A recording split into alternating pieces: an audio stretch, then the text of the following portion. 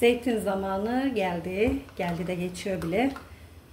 Şimdi siyah zeytin kurma zamanı. Benim bu siyah zeytinim yıllarca, ağzını açmadığınız takdirde yıllarca kalacak. Küflenmeyen, erimeyen bir sistemle ve az tuzlu bir yöntemle kuruldu. Merak ediyorsanız eğer videonun ayrıntılarına geçeceğim. Tadı çok güzel oluyor arkadaşlar. Mutlaka bu yöntemle deneyin diyorum.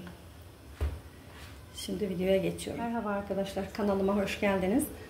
Bugün siyah zeytin yapacağım. Siyah zeytinleri bu şekilde topladı eşim daldan. Ayıklayacağız. Şöyle yaralı bereli olanları alacağız. İçerisinde şu şekilde yeşil olanları alacağız. Bunlar ayrılması gerekiyor. Yoksa diğer zeytinlerimizi bozar. Bunları içinden aldık. Hiçbir şekilde yıkamadık. Hiçbir işlem yapmadan bu şekilde bir bidona doldurdum. Burada 3 kilo zeytin var. 3 kilo zeytini bidona alıyorum. Zeytin kurarken, salamura yaparken her zaman kaya tuzu kullanın. Salamuralık kaya tuzu. Şöyle iri iri olanlardan. Zeytini ağzına kadar dolduruyorum. Bu zaman içerisinde zaten iniyor. Hiç merak etmeyin. Şöyle çok hafif bastırabilirsiniz ama çok fazla bastırmayın. Ağzına kadar doldurdum. Benim ölçüm şöyle bir kahve fincanı veya da ince belli küçük bardaklardan, çay bardaklarından olabilir ölçümüz. Şöyle bir fincan tuz koyacağım. Benim zeytinim tuzsuz oluyor. Çok tuzlu olmuyor. Ve ben kaç senedir aynı yöntemle kuruyorum zeytinimi. Şöyle tepeli bir fincan tuzu koyuyorum üzerine.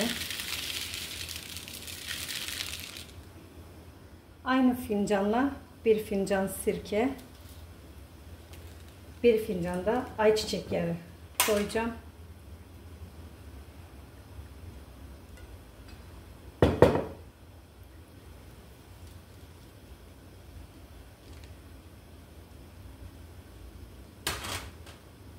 Zeytinim bu şekilde kuruyorum. Her zaman bu ölçülerle yapıyorum ve çok güzel oluyor. Tuzu az oluyor. İçerisinde erime, ekşime hiçbir şey olmadan zeytinin bir yıl veya da açtığınız yıla kadar kalıyor. Zeytinin ağzını hiç açmayın. Şu şekilde kapattıktan sonra bu zeytinin ağzını asla açmıyoruz. Zaten içerisindeki tuz yavaş yavaş aşağılara doğru iniyor. Eğer inmezse şöyle sallayabilirsiniz. Sallayın altına kadar aksın. Şimdi bunu deponuza koyabilirsiniz arkadaşlar.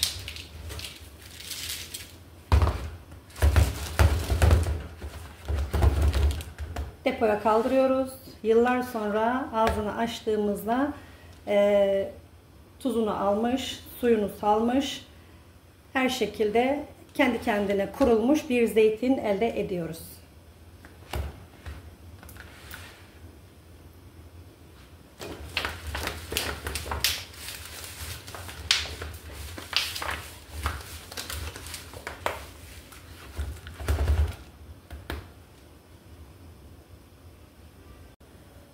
Bu zeytinimi bu sene kurduğum zeytinim. Bu zeytin de aynı yöntemle geçen sene yaptığım zeytin ağzına kadar doluydu. Bakın şimdi buraya kadar inmiş. Şu suyunu görüyorsunuz altındaki. Bu siyah suyu. Bu da aynı siyah suyunu salacak ve bu siyah su bunu koruyor. Şu anda bidon o kadar şiş ki havasını falan almadım hiçbir şekilde. Bakın yamulmuş bile. Ayakta duramıyor. O kadar şişmiş. İçi gaz dolu. Ara ara şu siyah suyu zeytinlerimin diğer kısımlarına da gelsin diye bu şekilde yapıyorum depoda. Sonra böyle dik olarak koyuyorum. Bir sene oldu bunu yapalı. Bu da yine aynı yöntemle kurulmuş zeytin. Bunu açtım. Yıkadım. Biraz kuruttum. Bunun nasıl kurduğumu da onun videosu da var. Onları da böyle linkini bırakırım izlersiniz. Şu şekilde.